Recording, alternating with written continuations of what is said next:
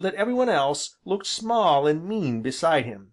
His voice became deep and clear, reaching to the farthest end of the hall, and his face, that had appeared ugly, was lit up with an inner light that made it more than beautiful. The deep, gray eyes seemed to each man in the hall to be looking at him and piercing his soul. The language was so simple that the most ignorant man in the hall could follow it and understand. Everything was clear, there was no hiding under fine words. Nothing was left out, nothing unnecessary was said. No one could doubt what Lincoln meant, and he was not going to let anyone doubt what Douglas meant.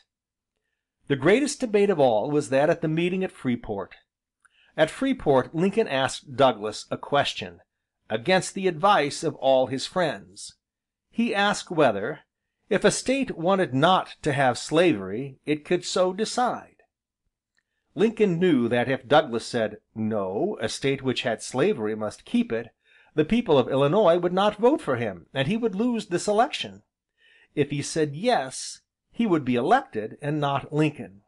Lincoln knew this. He knew that if Douglas said "Yes," he was safe, and he would say "Yes." "Where do you come in, then?" his friends asked him.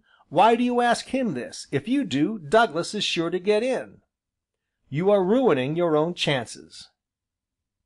"I do not come in anywhere," said Lincoln, "but that does not matter. What does matter is this.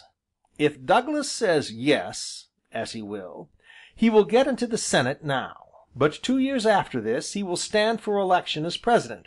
If he says yes now, the South will vote against him then, and he will not be elected. He must not be elected. No one who believes in spreading slavery must be elected. It does not matter about me."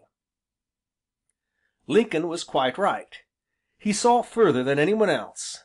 Douglas said "Yes," and he was elected for Illinois. But the Democratic party in the South, whose support had made him strong, began to distrust him. "Douglas," said Lincoln, "is followed by a crowd of blind men. I want to make some of these blind men see." Lincoln was defeated, but he did not think of himself. His speeches against Douglas were printed and read all over America. He was invited to speak in Ohio, and in the next year, in the beginning of 1860, a society in New York asked him to come and give them an address on politics. A huge audience, in which were all the best known and most brilliant men of the day, gathered to hear him. An audience very much unlike any that he had addressed before.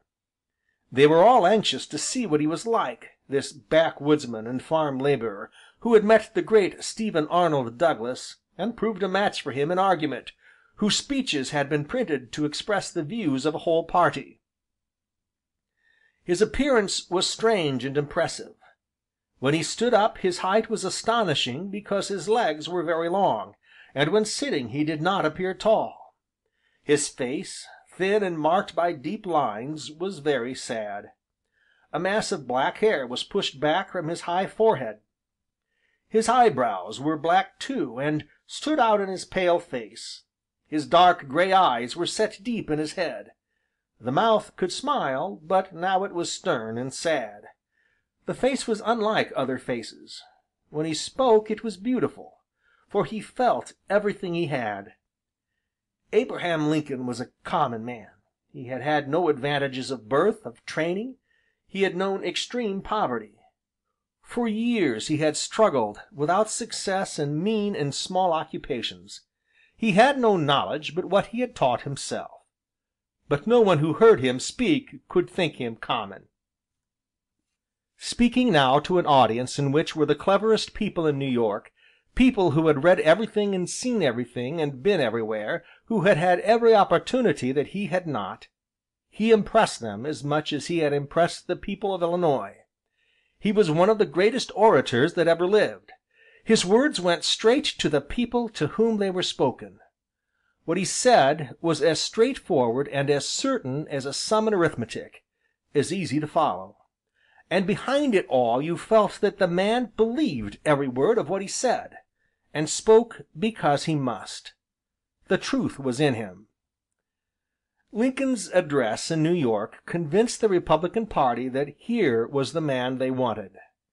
In 1860 there came the presidential election, always the most important event in American politics, this year more important than ever before. For the last half-century almost, the Democratic party had been in power. They had been strong because they were united. They united the people of the South and those people in the North who thought that it was a waste of time to discuss slavery, since slavery was part of the Constitution. Their policy on slavery had been to leave it alone. As long as they did this, there was nothing to create another party in the North strong enough to oppose them. But when Douglas, in order to make his own position strong in the South, made slavery practical politics by bringing in a bill to allow Kansas to have slaves, and when the judges in the Dred Scott case roused sympathy with the negroes by declaring that slaves were not men but property, then the question united the divided North into a strong Republican party in which all were agreed. There was to be no slavery north of Mason and Dixon's line. The attempt to force slavery on Kansas split the Democratic party. One section was led by Douglas, who had gone as far as he could. He was not ready to force Kansas to have slaves if she did not want them, because people from Missouri wanted her to have them. He saw that to force slavery on the North in this way would mean division and war, and therefore he refused to go any further. By this refusal, Douglas lost his supporters in the South. They joined the section led by Jefferson Davis, the Southern candidate for the presidentship. Jefferson Davis was the true leader of the South.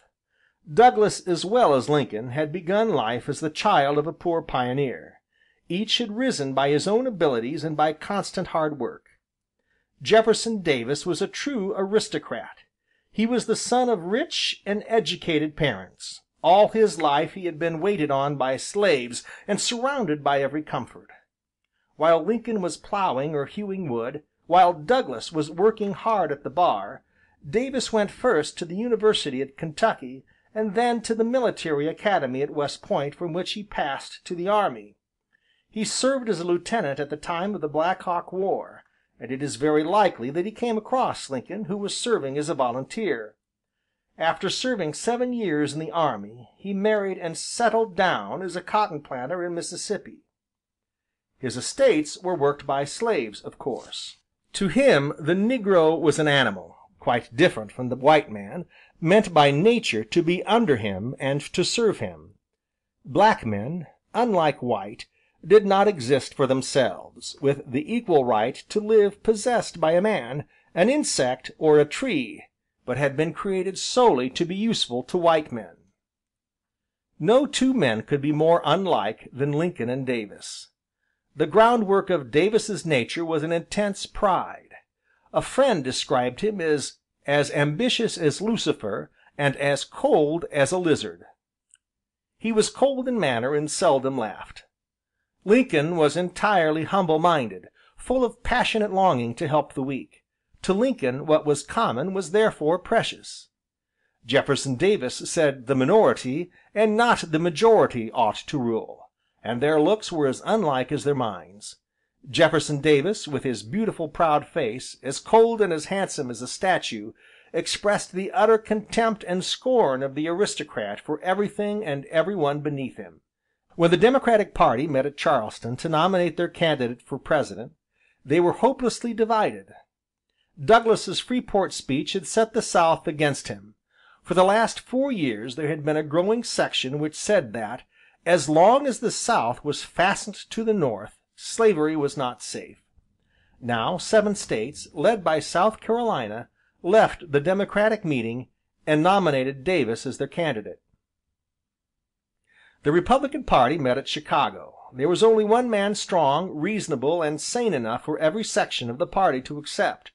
This was Abraham Lincoln. At the time of his nomination, Lincoln was playing barn ball with his children in the field behind his house. When told that he had been chosen, he said, "You must be able to find some better man than me." But he was ready to take up the difficult task. He knew that he could serve his country, and he was not afraid. He had a clear ideal before him, to preserve America as one united whole. He saw that war might come. As he had said